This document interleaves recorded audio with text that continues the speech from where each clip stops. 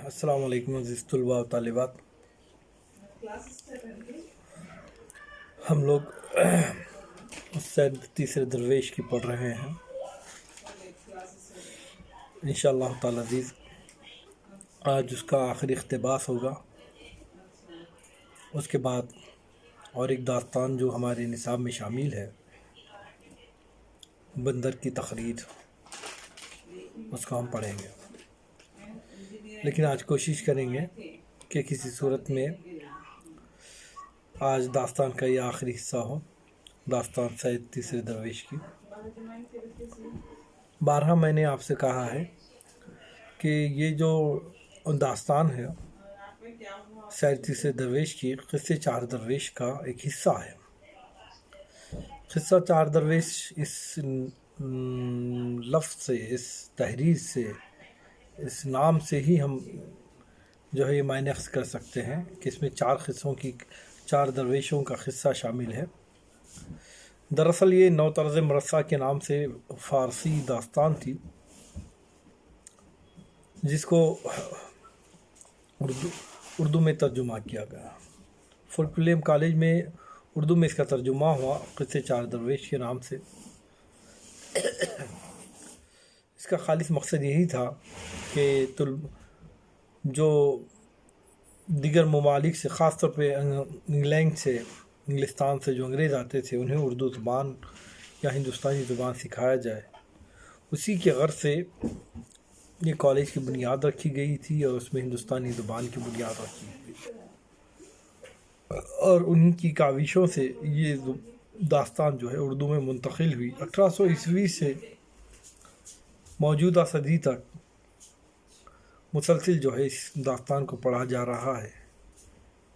इसकी दिलचस्पी में कोई भी फ़र्क नहीं आया, लोग आज भी इसको बड़ी दिलचस्पी से पढ़ते हैं। इसका ज़ुबान व बयान भी ऐसा लगता है कि गोया आज की ज़ुबान में लिखा गया है। हालांकि 200 साल पहले की ज़ुबान और आज की ज़ुबान में ज़मीन व आसमान का फ़र्क है, फिर भी मीर अमन दहलवी ने बड़ी ही साफ़ ज़ुबान में इसको उर्दू में तर्जुमा किया है, बड़ी ही सादा और सलीस ज़ुबान में। दास्तान की इब्तिदा जो थी वो एक शहज़ादे के शिकार से शुरू होती है। इस दौरान उसकी मुलाकात एक सय्याह से होती है। उसके बाद उसकी दास्तान सुनकर वो ख़ुद भी जो है उस मलिका के हुस्न का शिकार हो जाता है और उससे मिलने की खातिर वो भी जो है जज़ीरे पर चले जाता है। मुश्किलात के बाद, बहुत सारी वाक़ियात होने के बाद शहज़ादा मलिका से मिलता है और दोनों जो है बादशाह की नज़रों से दूर छुपते छुपाते एक हवेली में आकर रहते हैं। कुछ असना बाद, कुछ अरसे बाद, कुछ दिनों बाद उस हवेली का मालिक आकर इनकी खिदमत में रह जाता है, जिसका नाम बहज़ाद ख़ान है। ज़िंदगी यूं ही करते रहती है, लेकिन एक दिन शहज़ादे को अपने वालिदैन की याद आती है। ज़ाहिरी बात है, औलाद है और औलाद जब माँ बाप से दूर रहती है तो माँ बाप की याद आना फितरी बात है। शहज़ादे को भी अपने माँ बाप की याद आई। उसको इस तरह मुतफ़क्किर, यानी फ़िक्रों में बैठा हुआ देखने के बाद बहज़ाद ख़ान उसको पूछता है कि कुछ इस फिदवी से कुछ गलती हो गई है, किस बात में खोए हो, क्यों परेशान हो, कौन सी फ़िक्र में हो। इस पर शहज़ादा कहता है कि नहीं, ऐसी कोई बात नहीं है, मैं तो बड़ा ही इत्मीनान और सुकून से आपके पास रह रहा हूँ। आप जो है बहुत ही खूबसूरत अंदाज से, बहुत ही अच्छे अंदाज से मेरी जो है मेहमान नवाज़ी कर रहे हैं। लेकिन हकीकत ये है कि मुझको भी अपने माँ बाप की याद सता रही है, क्योंकि मैं एक ज़माने से अपने वतन से दूर है। पता नहीं मेरी तो खैर मुराद बर आई, लेकिन मेरे माँ बाप की क्या हालत है इससे मैं वाकिफ़ हूँ। अपने वतन तक पहुँचूँ तो वालिदैन को देखूँ, मेरी तो इस सूरत हुई, खुदा जाने उनकी क्या हालत हुई होगी। मैं जिस वास्ते जला वतन हुआ था یعنی وطن سے نکل گیا تھا، میری تو آرزو بر آئی، اب ان کی بھی قدم بوسی واجب ہے، لہٰذا اب ان کی خیر خواہی کرنا، ان کو ملنا، یہ مجھ پر واجب ہے۔ شہزادہ کہتا، میری خبر ان کو کچھ نہیں کہ منہ جیتا ہے، ان کے دل پر کیا خلق گزرتا ہوگا۔ وہ جوان مرد بولا کہ بہت مبارک ہے، چلیے۔ بہزاد خان تو چلیے بہت مبارک ہے، یہ کہہ کر اس نے سامان سفر تیار کرتا ہے، نہیں گھوڑے وغیرہ لاتا ہے، شہزادے کے لیے گھوڑا، شہزادی کے لیے گھوڑی، پھر زیر بختر خود بھی پہنتا ہے اور ان کے ساتھ نکل پڑتا ہے۔ جب شہر کے دروازے پر آتا ہے تو ایک نعرہ مار کر کہتا ہے اور شہر سے قفل کو توڑ دیتا اور نگہبانوں کو ڈانٹ ڈپٹ کر للکار کر بہزاد خان کہتا ہے، اپنے خاوند کو جا کر کہو کہ بہزاد خان ملکہ مہر نگار اور شہزادے کامگار کو، ملکہ مہر نگار اور شہزادے کامگار کو جو تمہارا داماد ہے، ہاں کے پکارے لیا جاتا ہے، یعنی اعلان، میں جو ہے شہزادے کو اور ملکہ کو لے کر جا رہا ہوں، اور جا کر آپ اپنے بادشاہ سے کہہ دو اگر مردومی کا کچھ نشہ ہے، اگر مرد انسان ہے تو باہر نکل اور ملکہ کو چھین لے، یہ نہ کہیو کہ چپ چاپ لے گیا، پھر بعد میں نہ کہنا کہ بہزاد خان نے جو ہے اس ملک سے، اس شہر سے، اس جزیرے سے خاموشی سے لے کر چلے گا، نہیں تو قلعے میں بیٹھ آرام کیا کرو۔ یہ خبر بادشاہ کو ملی، وزیر اور میر بخشی کو حکم ہوا۔ کیا بخشی ہوا؟ ان تینوں بدذات، کون تین بدذات؟ بادشاہ کے کہنے کے مطابق ایک شہزادہ، ملکہ اور بہزاد خان، مفسدوں کو باندھ کر میرے سامنے حاضر کرو، ان کے سر کاٹ کر حضور میں پہنچاؤ۔ ایک دم کے بعد ایک بڑی سی فوج نمودار ہوتی ہے اور تمام زمین و آسمان گردباد ہو گیا، یعنی بڑی سی فوج نکلتی ہے، اب ان کے نکلنے سے آسمان میں جو ہے ایک قسم کی گرد چھا جاتی ہے، گھوڑوں کے پیروں سے، ٹاپوں سے جو گرد اڑتی ہے، اس کیفیت کو پیش کرتے ہوئے کہہ رہا ہے کہ آسمان گردباد ہو گیا۔ بہزاد خان نے ملکہ اور فقیر کو ایک در میں پل کے 12 پلے اور جونپور کے پل کے برابر تھا کھڑا کیا، اور آپ گھوڑے کو ٹنگیا کر اس فوج کی طرف پھرا اور شیر کی مانند گونج کر مرکب کو ڈپک کر فوج کے درمیان گھسا۔ تمام لشکر کائی سا پھٹ گیا اور یہ دونوں سرداروں تلک جا پہنچا۔ یعنی بہزاد خان نے جو ہے ان کو ایک پل کے نیچے، جو بہت بڑا پل تھا،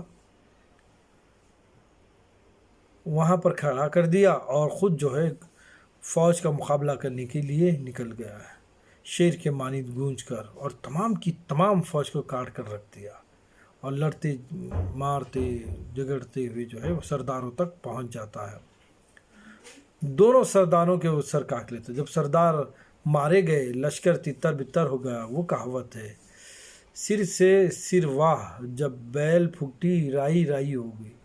وہ نہیں، آپ بادشاہ کتنی فوج بختر پوشوں کے ساتھ لے کر آئے گا، ان کی بھی لڑائی اس یکا جوان نے مار دی، شکست فاش کھائی، بادشاہ پسپا ہوا، سچ ہے فتح داد الہی۔ لیکن بہزاد خان نے ایسی جوان مردی کی کہ شاید رسم سے بھی نہ ہو سکتی۔ بہرکیف بہزاد خان لڑتا جگڑتا ان تمام فوجیوں کا خاتمہ کر دیا۔ جب بہزاد خان نے دیکھا کہ مطلع بالکل صاف ہوا ہے، اب کوئی باقی نہیں رہا ہے، تو وہ جو ہے شہزادے اور ملکہ کو لے کر نکل کھڑا ہوتا ہے، اور ملکہ اور مجھ کو ساتھ لے کر چل پڑا۔ سفر کی عمر کوتا ہوتی ہے، کہاوت ہے، سفر کی عمر کوتا، چھٹی ہوتی ہے، انسان جلدی منزل تک پہنچ جاتا ہے۔ تھوڑے عرصے میں اپنے ملک کی سرحد پر جا پہنچا، ایک عرضی صحیح سلامت آنے کی بادشاہ حضور کے دربار میں پہنچا دیتا ہے۔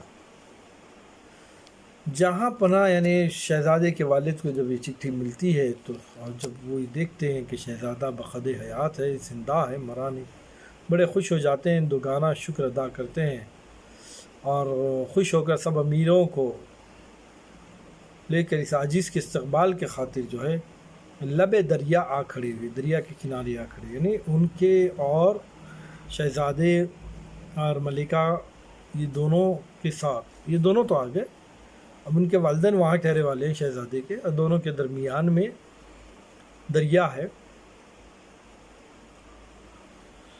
اب ہوا یہ، میں نے دوسرے کنارے پر سواری بادشاہ کی کھڑی دیکھی، قدم بوسی کی عرضوں میں گھوڑے کو دریا میں ڈال دیا۔ شہزادہ جیسے دیکھتا والدین آئے، بڑے خوشی سے ان کے قدم بوس ہونے کے لیے گھوڑے کو دریا میں ڈال دیا اور جو ہے اپنے والد کے خدمت میں حاضر ہو جاتا۔ والد جب اپنے بچے کو دیکھتے ہیں بادشاہ، تو بڑی خوشی سے انہیں اپنے گلے سے لگا لیتے ہیں۔ اب ایک اور آفت ناگہانی پیش آئی۔ اب اس دوران جو ہے ایک نئی آفت پیش آ گئی۔ کیا نئی آفت تھی؟ وہ نئی آفت یہ تھی کہ جس گھوڑے پر شہزادہ سوار تھا، شاید وہ بچہ اسی مادیان کا تھا جس پر ملکہ سوار تھی۔ شہزادہ جس پہ تھا وہ